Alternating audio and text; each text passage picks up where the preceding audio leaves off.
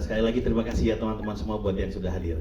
Menjawab pertanyaan tadi, sebetulnya kalau bicara tentang cerita, karena memang bersama Mas Asaf Antariksa dari teman penulis, kita memang merencanakan Darso dan Darsi untuk kemudian Badut Gendong menjadi lawan Ustadz Kodrat setelah trilogi dari Kodrat selesai. Sehingga kemudian kami memang mencoba mencari apa yang kemudian bisa membedakan saat Ustadz Kodrat kemudian berlaga melawan iblis di trilogi Kodrat. Iblis itu hitam dan putih, gitu ya, jelas Kodrat berdiri di mana dengan keimanannya. Jadi kemudian yang kami rasa kami perlukan untuk menghadirkan villain yang berbeda adalah villain yang emosional, yang datang dari perasaan, yang datang dengan latar belakang yang justru punya kemiripan dengan Kodrat, sehingga nanti pada saat mereka berlaga di Badut Gendong 2 akan menjadi sebuah pertempuran yang emosional. Wow. Itu secara cerita. Yes. Tapi kalau secara pribadi sebetulnya saya dan Linda ini kan kakak beradik yang lahir dari orang tua kami, Hendrik Gozali dan Lani Mulyadi, yang merupakan produser dari Garuda Film dari tahun 1973. Ayah kami itu terkenal dengan roots-nya yang sebelah membuat film drama seperti Perempuan Dalam Pasungan, November 1828, Gadis Penakluk, Rancak Kasih, gitu ya. Jadi film-film yang kemudian memang kuat di drama. Sehingga mungkin bahkan kalau melihat film-film awalnya Magma itu datang dari kayak Finding Sri Mulat, Nada Untuk Asa, Sobat Ambyar. Itu film-film yang sebetulnya roots-nya drama atau komedi musikal yang tetap punya bawaan dramanya di Finding Sri Mulat.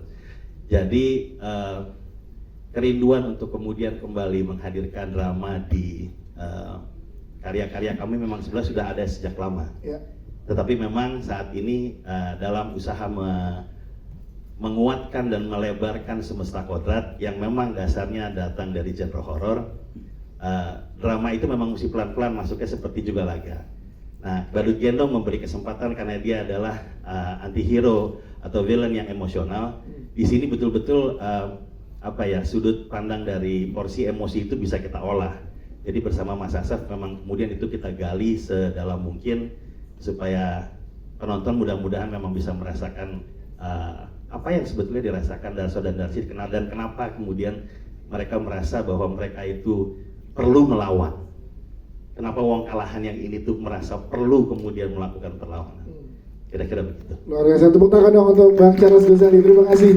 Kita ke produser kita, Ibu Linda Gozali. Seperti film-film Magma Entertainment lainnya, Badut Gendong juga membawa semangat kolaborasi antar rumah produksi yang enggak hanya satu tapi banyak di sini. Menurut Ibu Linda, apa sih pentingnya semangat kolaborasi tersebut dan kenapa harus all out ini untuk Badut Gendong? Silakan. Terima kasih Dias. Bapak-bapak dan ibu-ibu, hari ini dalam kebersamaan kami sungguh bersyukur karena Badut Gendong merupakan salah satu film kami yang eksekutif produsernya paling banyak dan lebih banyak bahkan dari Kodrat yang sudah kami perkirakan itu sudah cukup banyak. Ini menandakan bahwa sebenarnya kita di Indonesia ini filmmaking dan industrinya sangat diperhatikan, sangat bisa membawa begitu banyak kesempatan. Dan untuk itu sekaligus dengan kehadiran para eksekutif producers dari Malaysia, dengan ini secara dari hati yang paling dalam terima kasih untuk kepercayaan pada saat Badut Gendong skenarionya sudah jadi dan dibaca dan kemudian mereka menyatakan kami ikut. Dan keikutsertaan dari teman-teman kolaborasi yang diberikan lewat IP Malaysia ini menandakan bahwa memang zaman sekarang kita perlu sangat amat menggarisbawahi kolaborasi. Karena negara kita adalah negara tetangga, negara di Asia Tenggara. Ketika Asia bersatu, sebetulnya sungguh luar biasa banyak hal-hal dan banyak kebaikan yang bisa dihasilkan untuk manfaat kebersamaan. Dan oleh karena itu, dengan doa yang sama, dengan kekuatan yang ada, kami berharap bahwa para eksekutif producers dapat merasakan perjalanan dari film Badut Gendong ini dari awal ide sampai sekarang, sampai nanti kita tayangkan dimulai tanggal 27 Mei 2026. ini menjadi sebuah keberkahan yang akan juga membuka pintu lebih banyak lagi kolaborasi kita bersama dengan kawan-kawan dari Malaysia maupun dari Asia Tenggara lainnya. Amin. Siap, terima kasih Bu Linda Gozali. Kalau gitu coba kita akan tanyakan dari perwakilan eksekutif produser yang hadir di sini. Ada Bapak Ahmad Izam dari Comet Production. Ada di mana, boleh berikan tepuk tangan. Kita ngobrol dari situ aja Pak Izam, kita pengen tanya apa yang menjadi alasan untuk berkolaborasi dengan Magma Entertainment di project Badut Gendong ini. Silakan. Terima kasih. Apa kabar semua? Boleh berdiri Pak Izam, Ya, yes. kalau enggak nggak bisa nempak ya. Yes. Oke, kami dari Malaysia terima baik jemputan untuk bersama dengan Badut Gendong. Apa yang kami belajar daripada Badut Gendong, skenario dia, the first thing we fell in love with it is so good. Tetapi yang kita belajar dari proses pembikinan filem ini, melihat gimana Pak Charles, Ibu Linda dan teman-teman di atas stage melakukan kerja mereka, everything comes from love. Yang itu saya belajar dan saya ambil masuk, dan kita mau bersama-sama orang-orang Malaysia dan sekeliling dunia memahami dari kalau Indonesia dipikirnya sepenuh hati. Itu yang paling penting. Wow, terima kasih tepuk tangan untuk Bapak Ahmad Izam. Ini berasa di energinya tuh berasa banget sampai ke teman-teman pembuat filmnya, filmmakernya, cast dan juga penontonnya. Tapi yang menarik juga di sini, yang gabung bersama dengan kita adalah komposer soundtrack, yaitu ada Mas Pongki Barata. Halo. Yes, Mas Pongki boleh ceritakan dong gimana pada saat dipercaya membuat scoring yang sangat intens untuk film Badut Gendong ini Mas, dan boleh ceritakan sedikit gimana proses-proses kreatifnya, silakan. Iya, terima kasih teman-teman semua. Untuk scoringnya itu Andre Harihandoyo, saya sendiri di original soundtracknya, yang lagunya berjudul Aku Mengingatmu. Ajakan ini waktu itu sudah ditawarkan ke saya jauh sebelum, jadi kayak baru ide-ide gitu. Mas Charles sudah telepon, udah aku mau lagumu yang ini. Saya nggak tahu dia tahu dari mana, pokoknya dia kayak punya, saya tuh benci sekali dengan Charles karena dia selalu membuktikannya tuh belakangan, nggak pernah dari depan. Jadi saya mau lagu ini karena terus dia cerita setengah jam tuh di telepon, gini, dan saya nggak ngerti pada saat itu apa maunya dia gitu. Sampai suatu hari, ini yang lucu, Charles nanya, gimana Pong progresnya? Progres apa? Saya nggak ngerjain apa-apa. Loh, kan saya udah oke. Enggak, kamu belum ngomong oke. Terus waduh, gimana nih? Akhirnya nggak jadi lagunya dipakai. Tapi 4 hari kemudian, Pong, lagunya jadi. Jadi tolong kasih saya segera bentuk sampelnya dalam seminggu ini, saya mau denger gitu. Itu saya kaget karena Charles masih believe bahwa lagu ini adalah bagian dari film ini, lagu Aku Mengingatmu ini. Kemudian saya kerjakan dalam seminggu, saya kerjakan sekilat mungkin supaya beliau dan tim bisa punya gambaran akan seperti apa. Sampai saat itu pun saya belum mengerti ini bakal jadi seperti apa, bagaimana lagu ini bisa match dengan filmnya. Karena lagu-lagu saya itu pop romantis, ini lagunya bergenre horor, dan itu sudah dilakukan di beberapa film Magma sebelumnya. Jadi saya masih belum ketemu nih gimana sih ini bakal jadi apa gitu. Akhirnya selesai dipakai dan dia masih simpan ini sebagai rahasia, ini bakal ditaruh di sini akan seperti ini. Sampai tadi saya baru lihat. Dan saya bersyukur, terima kasih Mas Charles dan Magma semuanya sudah mengajak saya lagi. Sejak tahun 2003 kita nggak pernah putus bikin soundtrack buat Magma. Dan saya hampir menitikkan air mata, udah mau nangis, tarik Mas Pongki kita briefing dulu ya. Nggak jadi nangisnya. Iya, tapi saya bersyukur bahwa Mas Charles menemukan tempat di mana bisa menaruh lagu saya, bukan hanya ini film, ini soundtrack, tapi ini film, ini lagu, dan semuanya berkaitan. Kalau bisa didengar lagi nanti judulnya Aku Mengingatmu, dinyanyikan oleh Felix. Ya, terima kasih Mas. Terima kasih, tepuk tangan dong buat Mas Pongki. Terima kasih Mas Pongki. Kita ke Mas Krisli. Mas Krisli nih kita pengen tahu juga, karena kita pengen tahu teman-teman media yang ada di sini, kita bisa lihat kalau karakter Badut Gendong ini adalah salah satu desain terunik yang pernah dibuat untuk film-film Magma Entertainment. Bahkan perlu waktu bertahun-tahun untuk desain topengnya. Nah, kita pengen tahu dong gimana dan kenapa perlu waktu selama itu untuk membentuk desain karakter ini. Silakan. Ya, terima kasih Dias. Terima kasih semuanya kawan-kawan media yang udah hadir.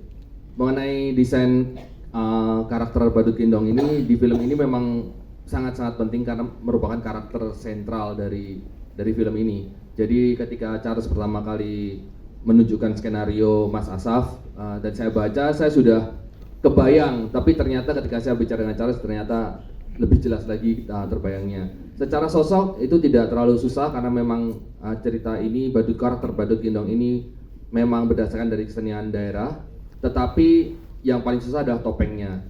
Nah, dari prosesnya itu kita sekitar lebih dari 2 tahun dalam proses pendesain topeng. Kesulitannya adalah bagaimana membuat suatu topeng yang boleh dibilang bisa multi wajah ya. Jadi kadang bisa kelihatan netral, kadang kelihatan seram, dan juga Charles ingin topeng ini tuh kelihatan manusiawi gitu. Jadi seremnya dapat, tapi manusiawinya juga dapat gitu. Dan dari proses itu setelah kita mungkin lebih dari 100 option ya dalam 2 tahun, kita akhirnya kembali ke arah yang lebih tradisional, sesuai dengan temanya, sesuai dengan kesenian yang dilakukan oleh Darso, dan akhirnya kita menciptakan topeng yang sekarang dipakai ini. Wow, jadi kurang lebih 2 tahun dan lebih dari 100 option pada saat itu. Wow, ini luar biasa, tepuk tangan dong teman-teman. Pusing sih memilihnya ya, berarti ya, dari banyaknya opsi. Mas Asaf sebagai penulis naskah, kita juga pengen tahu gimana kolaborasinya, sehingga tadi yang disampaikan oleh Bang Charles Ghazali juga harus kena secara drama dan romansnya. Silakan Mas Asaf. Ya, terima kasih. Ya, memang ini salah satu skenario yang menantang karena waktu itu gagasannya memang dari Charles dan tim. Waktu itu habis syuting Sobat Ambiar ya. Kemudian Charles hanya menemukan bahwa saya tertarik dengan sebuah boneka yang namanya, kalau di Sleman tuh ledek gogik gitu. Itu sebetulnya badut gendong atau secara umum disebut badut gendong. Lalu saya melihat, oh badut gendong itu beda ya dengan Chucky dan beda dengan Annabelle, ya kan? Kalau Chucky dan Annabelle itu benda mati dan hanya satu entitas. Ketika kuasa gelap atau iblis menguasai boneka Chucky atau Annabelle, ya sudah, kita ngomong satu entitas. Ya. Tapi gitu kita ngomong badut gendong, kita ngomongin 2 entitas. Kuasa gelap yang masuk ke dalam boneka dan Darso sebagai manusia. Maka ini lebih kompleks dari Chucky, ini lebih kompleks dari Annabelle. Dalam situasi normal, Darso adalah dalangnya dan badut gendong adalah wayangnya. Tapi ketika kuasa gelap menguasai boneka itu, maka wayangnya menjadi dalang, Darso menjadi wayangnya.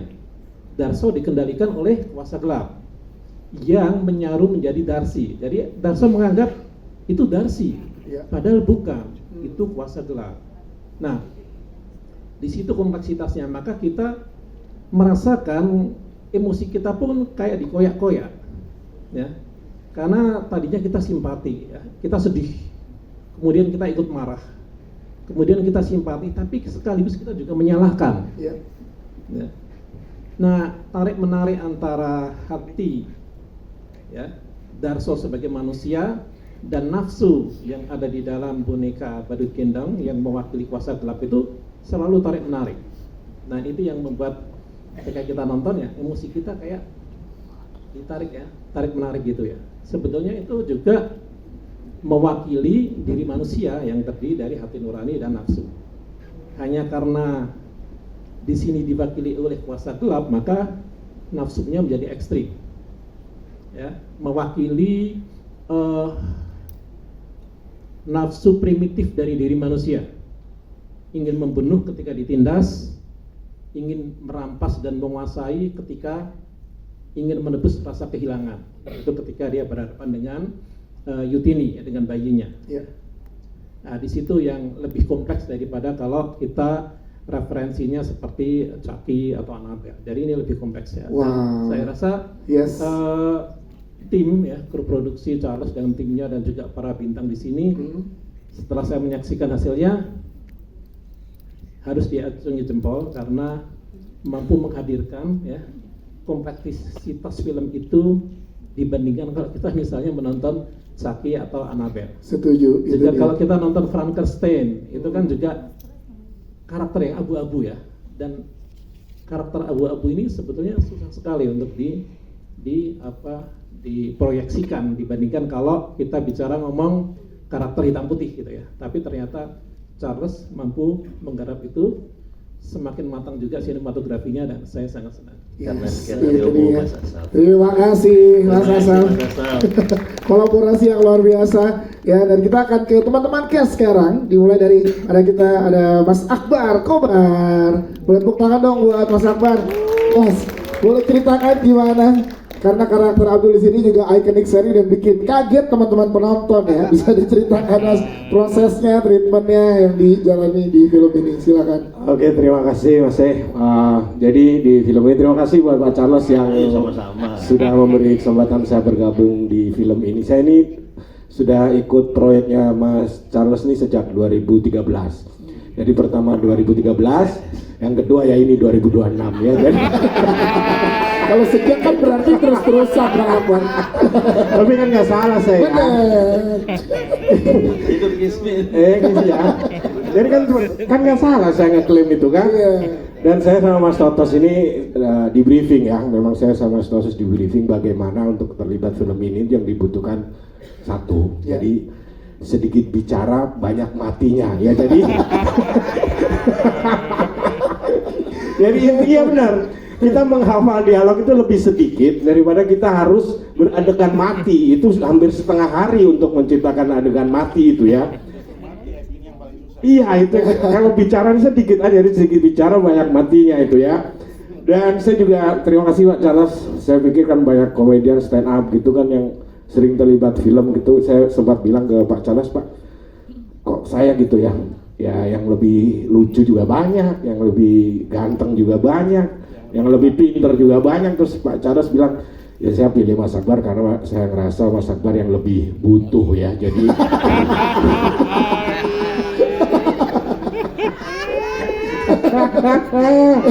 jadi Pak Charles selalu tahu kebutuhan pemain. Betul, itu dia. Sutradara Akomodir kebutuhan pemain ya. Langsung Pak Charles ya. Oke. Tapi senang ya akhirnya Oke. bisa reuni lagi 2013 dan sekarang di 2026. Alhamdulillah ya. Susah loh kayak gitu tuh, kerja sama panjang kayak gitu ya. Dan tantangannya di sini ya memang di adegan mati ya. Ya, saya kemarin juga sempat bilang biasanya nggak ada kesulitan saya di film ini. Ya, saya tidak banyak menemukan kesulitan di film ini. Tapi saya yakin teman-teman yang kesulitan menemukan saya di film ini ya. Karena di awal-awal ya begitu telat sudah nggak bisa melihat saya lagi ya. Oke siap. Jadi begitu Pak Charles bilang ini mau ada sequelnya, saya mau Mas Totos, ya kita nggak ada. Bisa kalau dia dimasukkan adegan flashback ya. Iya, belum tentu ya. Iya, flashbacknya Bisa ternyata jadi. kelewatan masa kecilnya. Jadi saya kelewat juga gitu. Jadi tetap nggak main. Tepuk tangan dong buat Bang Akbar Kobar. Ya tantangannya di motor itu Di aja motor sih. itu ya. Iya, tapi kita sudah sehati sama motornya. Saya tua, motornya juga tua kan, jadi jadi udah ngeblend gitu ya. Jadi itu Oke. nggak banyak kesulitan. Nggak ada gitu. kesulitan ya. Iya, untuk bisa dia itu adegan yang, tapi untuk yang matinya itu ya, saya kan satu-satu yang mati nggak berdarah kan. Yang lainnya kan berdarah. Saya nggak berdarah gitu, karena kalau dia susah Pak untuk tim apa istilah make up itu susah buat darah hitam, susah. Jadi kayak yang lainnya kan darah merah, saya darahnya hitam Pak, jadi agak susah bikin. Jadi untuk adegan yang kayak gini nih, saya ingat malam-malam tuh harus keadaan siang kan pakai di blue green gitu.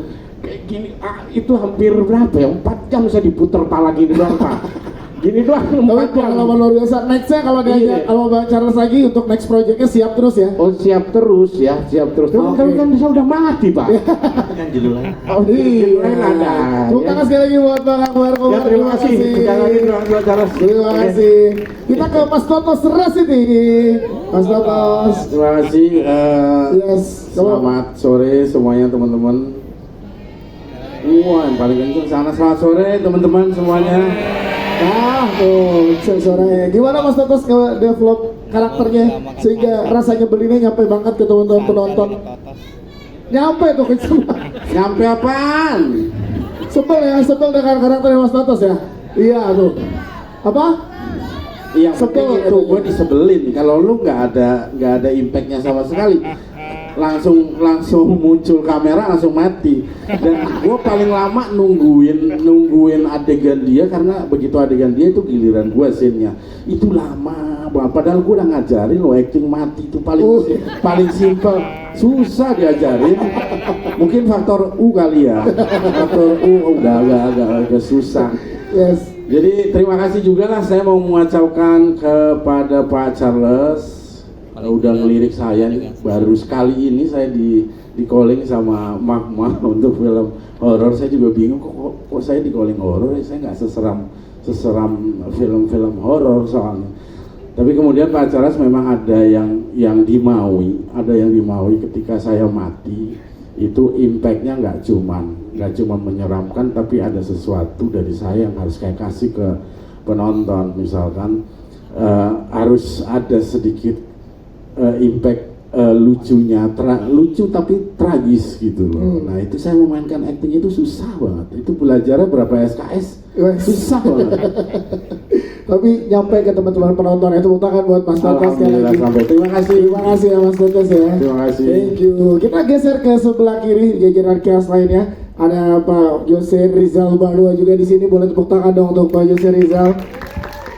Kita pengen tahu apa yang membuat Pak Jose tertarik untuk bergabung dalam proyek Badut Gendong ini, Pak. Silahkan, boleh ceritakan. Selamat sore teman-teman semua.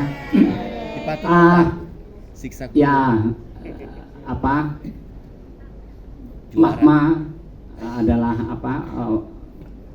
perusahaan film yang sangat kuat ya. Terutama di Badut Gendong ini struktur dramatiknya luar biasa ya. Kuat sekali sehingga haru baru diru penonton itu diguncang-guncang gitu ya. Diayun-ayun. Ini sangat menarik dan kita lihat sebelumnya Pak Hendrik Gozali juga film-filmnya selalu film-film pilihan ya, dan selalu memenangkan piala-piala citra film-film dari Garuda Film sebelumnya. Begitu juga Magma. Saya bangga sekali bisa ikut terlibat di dalam produksi ini, dan Mas Charles cukup detail menggarap semua adegan yang bisa kita saksikan dalam film tadi. Terima kasih. Terima kasih Pak Jose Rizal, thank you. Kita ke Mbak Foni Anggraini, kita pengen tahu karena adegannya salah satu yang paling intens di film ini. Tanpa spoiler, kita pengen juga diceritakan dong gimana ngobrol sama Martin Olio, sama Bang Charles Gozali tentunya sebagai sutradara, karena adegannya kan sangat intens. Mbak Foni, silakan. Terima kasih teman-teman semua, selamat sore. Pertama-tama saya ingin menyampaikan terima kasih dulu kepada Pak Charles dan Ibu Linda karena saya sudah diterima dengan baik sekali di Magma Entertainment ini.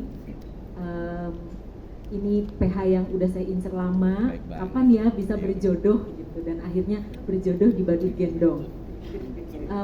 Peran saya sebagai Yuti ini menarik ya kalau buat saya karena ya terutama karena matinya ya, karena matinya yang miris.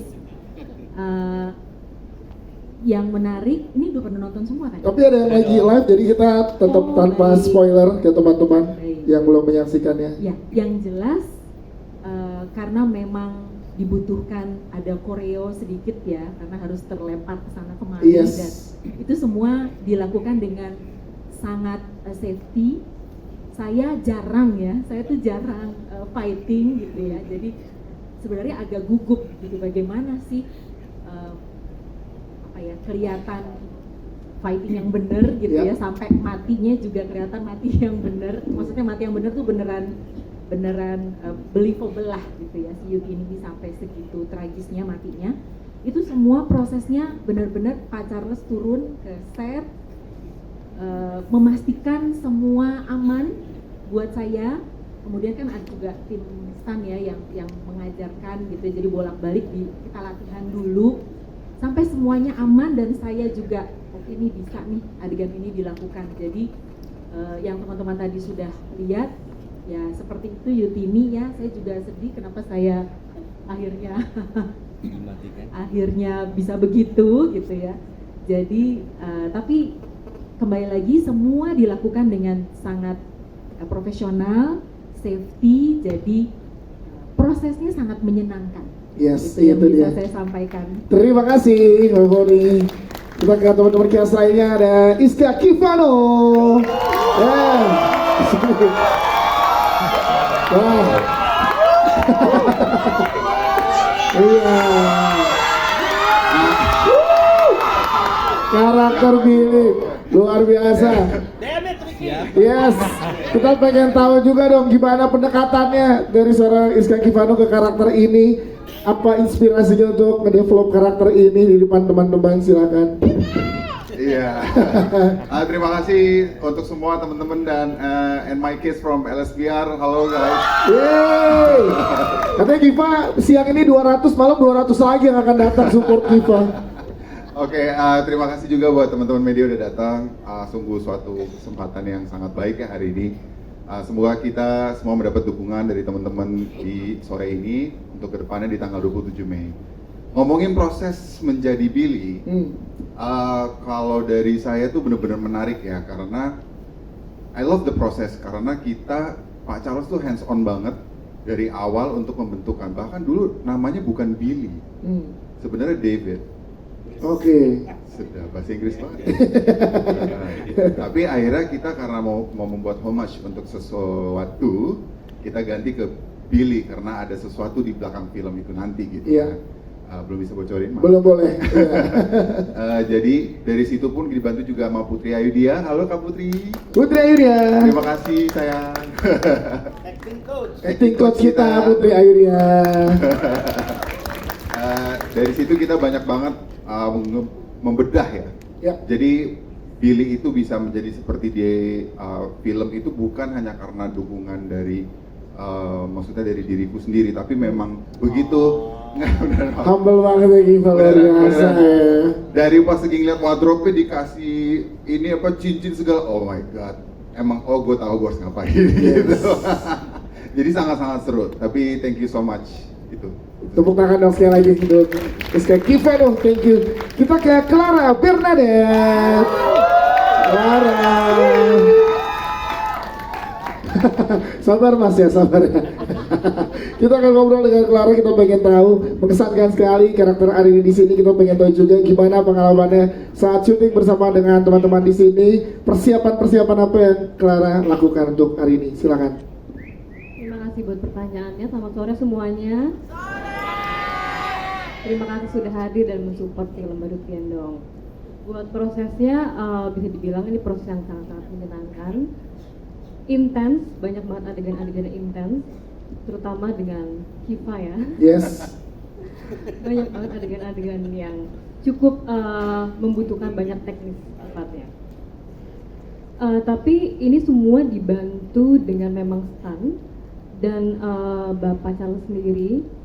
Jadi akhirnya semuanya itu berjalan dengan smooth dan aman. Gitu. Bahkan ada satu adegan itu ada di trailer juga, di mana si Badut Gendongnya itu dikejar-kejar sama mobil. Itu bisa dibilang tuh take-nya lumayan panjang, hampir 3-4 jaman kali ya. Dan itu sebenarnya adegan kita syuting days terakhir ya. Dan kita di calling untuk adegan itu doang ya Pak ya. Ya, dan sebelum callingan kalian kami udah lari-lari 2 hari sebelum 3 malam itu. 3 malam jadi 3 malam ya. Tapi aku dan Kiva dipersiapkan untuk adegan itu karena memang lumayan cukup capek, butuh take yang lumayan banyak. Bahkan teknisnya juga lumayan sulit karena banyak banget shot kan, banyak shot di luar, dalam, samping dan koreo yang dihafalkan juga. Tapi karena aku udah pernah syuting sama Kiva, akhirnya kita melakukannya dengan sangat-sangat menyenangkan banget. Kita malah adegan intens tapi kita ketawa-ketawa, kebanyakan kita nggak tahu kenapa. Kayak karena udah chemistry udah dapet juga. Dan di adegan itu sebenarnya Pak Charles juga hands on langsung loh, membawa mobilnya langsung di situ. Wow. Jadi itu membuat aku dan Kiva akhirnya kita termotivasi sih untuk melakukan yang lebih baik lagi. Karena bapak direkturnya aja langsung turun. Kurang lebih kayak gitu. Jadi banyak adegan intens tapi sangat-sangat menyenangkan banget dilakukan. Clara berada. Terima kasih Clara. Kita ke Cast kita selanjutnya ada Dayinta Melira. Menarik karena Darsi di sini menjadi hati dalam cerita ini, namun juga sumber dari amarahnya Badut Gendong. Pengalaman paling memorable bagi Dayinta memerankan karakter Darsi seperti apa? Silakan. Terima kasih sebelumnya. Selamat sore teman-teman semua. Terima kasih sudah hadir meluangkan waktunya untuk menonton film Badut Gendong. Saat saya pertama kali mendapatkan peran sebagai Darsi, saya sangat bahagia karena ini salah satu impian saya untuk bisa bekerja dengan Magma. Ya. Dan di saat proses pembentukan karakter Darsi sendiri, itu saya sudah ditemani dari awal dengan Pak Charles, juga Mbak Putri Aidia. Dan kemudian bagaimana yang penting menurut saya adalah pembentukan chemistry saya antara Darsi juga dengan Darso. Dan untungnya saya dan Kalio sendiri sebelumnya sudah pernah satu proyek yang sama, sehingga dalam pembentukan chemistry itu sehingga lebih mudah. Dan yang memorable untuk saya itu ini ada di trailer sebetulnya, yang dimana saya mati di rel kereta. Itu kan berat banget ya menurut saya dalam bagaimana saya menuangkan kepedihan Darsi harus berpisah dengan Darso. Dan di saat saya adegan lagi tiduran mau take, tiba-tiba Pak Charles ikut ke samping saya dan beliau ikut tidur di samping saya. Oh, Pak Charles sampai terharu sampai saat ini merasakan ya. Itu saya ingat banget sampai sekarang karena di situ terus beliau membisikkan saya suatu motivasi, dan dari situ saya langsung terenyuh dan kayak air matanya langsung keluar, langsung nangis gak berhenti, karena di situ saya melihat bahwa ini bukan hanya kerja profesionalitas aja, tapi bagaimana Pak Charles bisa menuangkan karyanya dengan sepenuh hati, sehingga dengan begitu membuat saya termotivasi untuk bisa memberikan yang terbaik di film. Wow, luar biasa. Terima kasih, Dayinta. Sedikit kita ke Bang Charles Ghazali, Bang. Pengen tanya, tadi treatment yang diberikan menarik sekali ke teman-teman cast, terutama ke karakter Darsi. Boleh jelaskan ke teman-teman media alasannya? Tadi pendekatan treatmentnya harus tidur bersama. Sebetulnya ini sih, apa namanya, kan memang syutingnya nggak mudah ya. Kalau dilihat dari adegan banyak hal-hal yang cukup berat. Jadi sebetulnya dengan ikut melakukan banyak hal yang mereka lakukan, saya berusaha untuk kemudian membuat mereka merasa bahwa kita ini satu sama lain adalah satu, gitu. Jadi mereka nggak merasa kemudian sehingga pemain itu nggak merasa dieksploitasi. Gitu. Saya berusaha memberikan satu perasaan bahwa kita tuh pokoknya sama-sama, gitu. Apa yang kalian lakukan, apa yang kalian rasakan juga kami rasakan dan kami apresiasi. Kecuali scene-nya Mas Toto, karena ular. Iya. Khusus scene-nya Mas Toto, saya bilang yang itu, Mas monggo gitu. Anda adalah seorang aktor yang piawai gitu. Ularnya udah siap, Mas Toto monggo. Kalau yang itu saya lepas ya. Iya. Tapi kalau yang lain sebetulnya itu peran serta Mbak Putri Ayudia juga besar. Juga ada di situ Mas Imron Aikayu, saya punya co-director. Yes. Boleh berdiri dong, Mas Imron. Juga banyak membantu dalam kerja Mbak Putri Ayudia. Mbak Putri boleh berdiri, ini dia acting coach kita. Di depan ada Daniel Irawan juga produser kreatif. Yes, jadi dokter, ini silakan. kerja banyak orang kemudian itu. Tapi kalau khusus buat Dayinta tadi, biar dia sedih gitu ya, tak bilang kalau nggak bagus tak potong honormu. Jadi langsung sedih dia. langsung Biar. Terima kasih Bang Charles. Dan kita ke Martino Leo. Wow. Serius. Martino Leo. Iya, pemegang banyak piala citra Indonesia. Menampilkan 3 piala citra. Dan banyak kita lihat di seliweran di sosial media, keliling podcast, Martino Leo bilang karakter Darso ini adalah karakter favorit lo selama berkarir di industri film. Tepuk tangan dong. Wow. Yo, kasih alasan ke teman-teman yang ada di sini kenapa Darso menjadi karakter favorit lo. Kenapa ya? Karena berasa apa ya? Menjadi sesuatu yang di ranah abu-abu, tapi harus menarik simpati orang yang nonton film, tapi juga yang kita tampilin itu bukan sesuatu yang baik, gitu. Ya. Itu kan sulit tuh ya. And I don't know, mudah-mudahan sih berhasil kali ya. Dan kita teman-teman lihat berhasil nggak Martinolio membawakannya? Amin. Itu jawaban langsung yo. Dan juga kita lihat di sini adegan yang lo lakukan luar biasa karena banyak fight sambil merem. Ya. Nah ini penasaran gimana treatmentnya yang lo lakukan untuk adegan-adegan fight sambil tidur dan merem ini? Ya, untungnya kita dapat tim koreo dan tim stunt yang oke. Di sini kita ada Kang Cecep dan ada Bang Jo dan mereka juga anak-anak stuntnya, kru stuntnya tuh ya mereka kuat-kuat karena banyak yang jadi korban gua tiba-tiba ketabok, terus mulai tabok lagi, maaf bang, iya gitu deh. Dan ini kan bukan kolaborasi pertama bersama dengan Magma. Bukan. Gimana rasanya diajak berkolaborasi lagi, dipercaya lagi oleh Magma Entertainment Martinolio? Yang pasti, nah itu dia, itu juga sebenarnya lucu tuh ya. Karena awalnya kemarin kan terlalu fresh off tumbal darah kan. Ya. Terus Pak CG menawarkan gimana kalau kita bawa motor dulu nih. Gue ada satu cerita judulnya Badut Gendong. Oh mau, ayo pak. Terus yuk kita tawarin ke orang lain dulu ya. Low-key sedih gitu ya, kenapa nggak gua? Ya, serius. Oke. Ya. Terus abis itu ada teman yang sempat casting buat itu juga. Terus abis itu dia nelpon, gimana nih mas? Aku takut nih karena bla bla bla bla bla. Enggak, lu ambil, lu harus ngerasain syuting sama Magma. Oke. Enak banget. Terus abis itu nggak jadi, ntar jadwal bentrok gitu. Balik lagi Darso ke gua. Jodoh memang ya. Dan ini menariknya kalau tadi teman-teman lihat salah satu yang intens adalah adegan fight sambil dikejar mobil sambil merem. Bahkan ini jadi pengalaman dan yang menarik banget, lari merem dikejar mobil. Martinolio lagi latihan buat si buta. Terus. Gimana sih? Terusin. Coba kita penasaran ya, apa lagi latihan buat si buta kan atau gimana ya? Gue nggak tahu deh, mungkin ya. Enggak. Hah? Enggak. Apa belum boleh di apa gimana ya?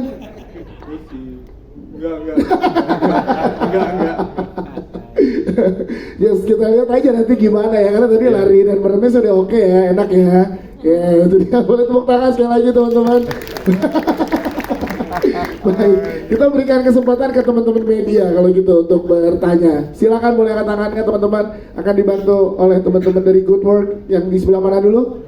Oke, ya sebentar ya, akan diantar mikrofonnya dari atas dulu, nanti ke tengah, ke depan. Oke, silakan boleh sebutkan nama, media dan pertanyaannya. Oke, halo, selamat sore. Perkenalkan nama saya Basuki dari Mad Comedy. Silakan. Sebelumnya selamat buat Mas Charles, filmnya intens banget. Oh ya, selamat ulang tahun juga Mas. Terima kasih. Dari awal sampai akhir intens sekali. Saya ngilu juga melihat beberapa scene gore-nya tadi. Iya. Mungkin yang ingin saya tanyain, saya masih penasaran sih sama proses kreatif di balik visual film Badut Gendong ini. Adegan apa nih yang paling sulit digarap dari segi teknis, mungkin dari segi teknis pengambilan gambarnya, karena tadi yang disajiin itu kan scene gore wow sih. Wow banget ya, benar.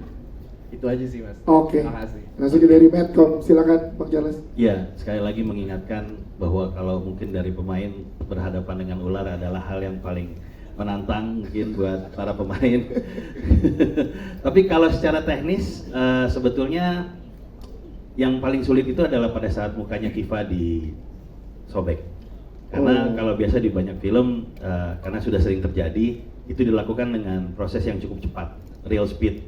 Nah di sini kita bikin slow motion gitu ya, kita bikin dengan tempo yang sangat pelan sehingga detailnya itu kalau selama pose CGI itu berapa bulan ya?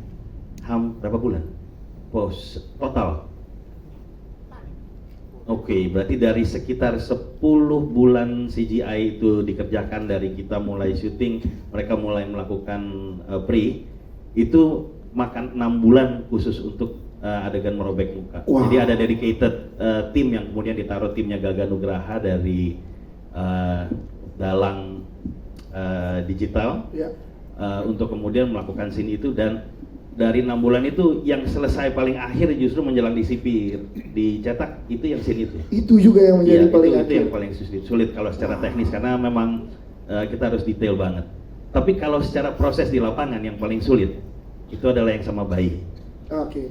Karena bagaimana bahkan membuat dia tidur, kita kasih dia waktu dia istirahat gitu ya, dan kan bayinya nggak boleh sampai terjadi pelecehan atau dilakukan dengan tidak baik gitu ya. Semua kita jaga sebaik mungkin, orang tuanya ada di tempat, melihat proses. Jadi kita memang sangat berhati-hati, tapi bagaimana kemudian bahkan kalau dilihat yang adegan terakhir itu dia dari tidur bisa sampai buka mata, itu nungguinnya berjam-jam itu. Dan terus terang dapatnya sih berkat rahmat Tuhan yang Maha Esa ya. Karena terus terang sejujurnya itu hoki. Jadi kita begitu dapat kita senang, tapi karena gimana? Karena masih bayi, bahkan nggak bisa dibilangin. Nah, yang kemudian dia disuruh ngeliat ibunya, itu kita mancing dari ketawa, dari pakai mainan, guling-guling sampai segala macam. Dan sebenarnya di belakang itu tuh pas proses bahkan ada green man pakai green suit yang buat ngejagain dia di belakang sama di bawah. Jadi supaya dia kalau ada apa-apa nggak sampai jatuh. Oke. Gitu. Jadi itu semua nanti kan kita hapus. Iya. Tapi semua proses kita jaga seaman mungkin, dan masalahnya juga kan bayi begitu kemudian panas sedikit, capek sedikit, moodnya berubah, kita tarik keluar. Iya. Jadi kadang-kadang kita memang syutingnya itu jadi nurutin dia, melihat emosi. Itu yang mungkin paling sulit. Semoga menjawab. Siap. Terima kasih Bang Charles untuk jawabannya. Selanjutnya ada di mana? Boleh silakan dari Good Work, boleh didistribusikan mikrofonnya. Kesini dulu ya, nanti baru ke tengah sini ya Mas. Silakan. Halo, perkenalkan saya Midi dari Media Momu Indonesia. Saya mau bertanya dengan Kak Clara Bernade. Kak, kalau kita lihat kan karakter Clara ini kan di film ini kan bisa dibilang menjadi salah satu karakter yang baik di filmnya. Nah, boleh nggak sih Kak, menurut Kak Clara, apa yang bisa dipelajari dari karakter Arini? Nah, aku mau bicara dengan Pak Ko Charles atau Cilinda. Di sini kan figur badut gendong ini kan di dunia nyata seringkali kita lihat kan sebagai realitas sosial kemiskinan atau hiburan.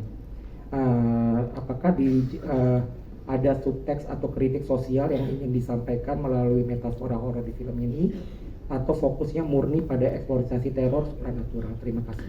Oke, siap. Terima kasih. Clara Bernadette terlebih dahulu. Silakan Clara. Terima kasih buat pertanyaannya. Kalau buat karakter Arini sendiri mungkin aku mau jabarin dikit ya. Sebenarnya Arini ini tuh dibentuk bisa dibilang dia adalah lawyer yang bergerak atau memimpin dengan hati atau empatinya dibandingin logikanya. Gitu. Itu yang membuat dia tuh memang lebih sensitif, lebih peka terhadap orang-orang yang membutuhkan atau membutuhkan keadilan gitu. Jadi sebenarnya bisa dibilang lawyer ini adalah panggilan hatinya Arini, karena dia tergerak, dia selalu diajarkan sama papahnya, ayahnya terutama. Ini masuk di tadi adegan gitu ya, ada lapisan emosional yang memang ditaruh di Arini yang memang nggak bisa dijabarkan panjang, tapi hanya bisa dikit untuk memberitahu bahwa karakter Arini itu tuh sangat ada impact-nya banget karena dari didikan ayahnya. Ayahnya itu selalu memberikan dia pengajaran bahwa untuk selalu berlaku adil, benar terhadap orang-orang, terutama yang membutuhkan atau orang yang kurang mampu. Itu membentuk karakter dia seperti itu, dan itu menjadi kontras banget sama karakternya Billy gitu, dan itu yang menjadi menarik di sepanjang film ini gitu ya. Nah, gimana Arini memimpin dengan hati dan empatinya, itu yang membuat aku juga akhirnya banyak belajar aja gitu. Gimana sih orang ini bisa berlaku lurus aja, dia mau menjadi orang lurus aja kan, benar aja di tengah-tengah banyaknya permasalahan atau tantangan hidup yang membuat dia untuk berkelok-kelok gitu. Itu salah satu yang aku cari di layer Arini yang memang tidak mudah ya menjadi lawyer gitu seperti Arini ini, itu yang menjadi tantangan dan pembelajaran, tapi menjadi diskusi yang sangat menarik banget dengan Pak Charles gitu, karena gimana sih Arini ini menjalankan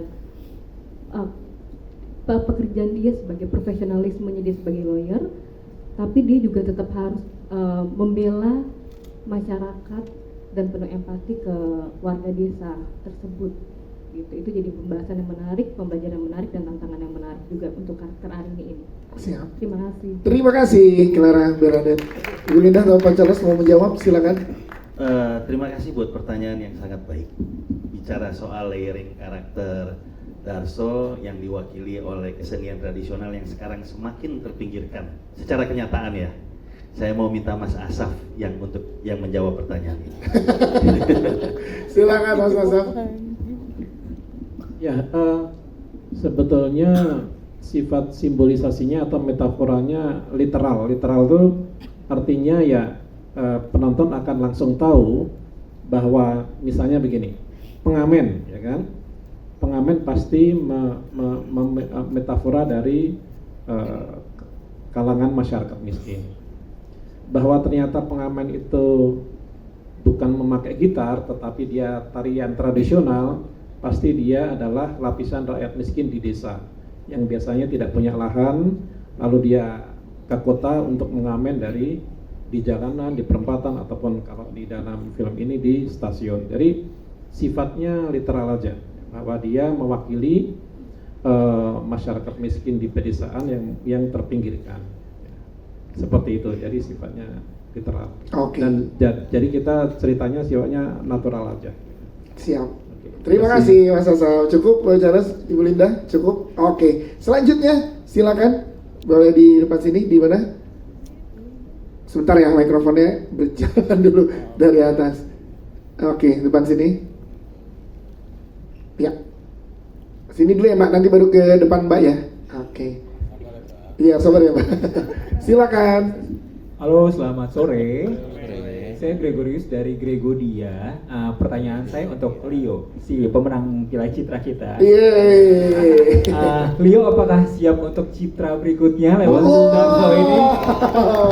Pertanyaannya buat Leo, dari karakter Darso yang sangat multi layer ini, gimana seorang aktor sekelas Leo untuk mendevelop karakternya tersebut? Karena kita lihat di sepanjang durasi film 90 menit ini, dia sangat eksploratif, baik dari sisi manusiawinya, dramanya dengan Darcy, lalu juga banyak action seperti berlari, lalu ada fighting koreo, dan juga ada menari tradisionalnya.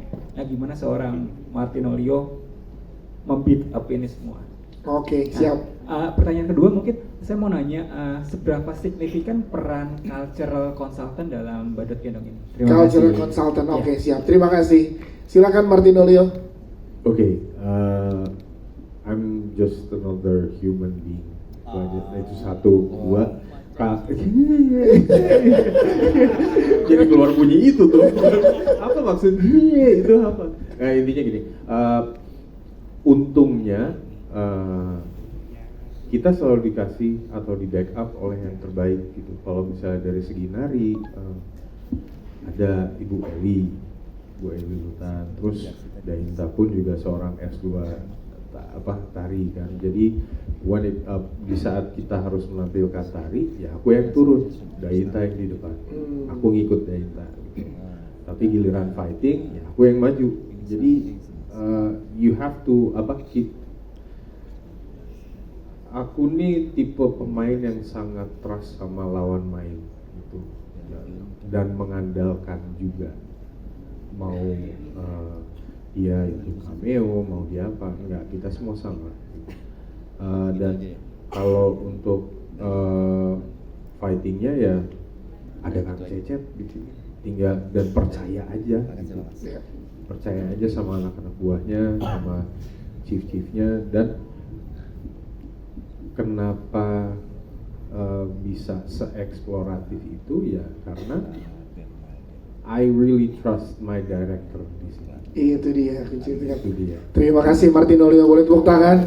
Jadi kepercayaan tumbuh ya ke semua bagian dan lapisan dari semua produksi film ini ya. Yo. Siap, terima kasih. Selanjutnya Bang Charles Ghazali, bentar ya, ada satu pertanyaan belum dijawab teman-teman. Menjawab Sabar, pertanyaan mengenai cultural consultant. Ya, itu Dr. Ngatawi Alsastro. Dia adalah cendekiawan dan budayawan dari NU. Dia sudah menjadi salah satu konsultan kami dari Kodrat bahkan. Jadi dari segi agama, budaya itu memang selalu dijaga, ada yang jagain karena kami sangat khawatir melakukan kesalahan. Nah, jadi mengenai seni budaya yang masuk dari Ledek Goge, dari Jaranan Buto dan segala macam, itu Mas Asaf juga melakukan research di daerah mana ini terjadi dan budayanya apa gitu ya.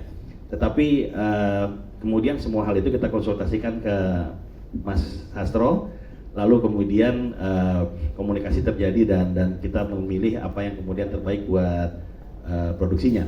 Tapi yang paling penting mungkin detail-detail kecil yang teman-teman banyak nggak tahu. Waktu lagi kita minta mantra yang kemudian akan dibacakan oleh Ki Kamboja saat membangkitkan kuasa kejahatan, kuasa gelap. Kita kan memang syuting di tempat-tempat yang kemudian kadang kita nggak tahu ya, gitu kan, kita nggak boleh sembarangan juga, nggak boleh terlalu naif gitu. Jadi mantra-mantra itu dibuat oleh Mas Astro berdasarkan memang mantra-mantra yang banyak ada, yang kemudian biasa dibacakan, tetapi di beberapa kalimat kata-kata yang terlalu parah atau yang terlalu salah dan jahat, itu diganti sama beliau.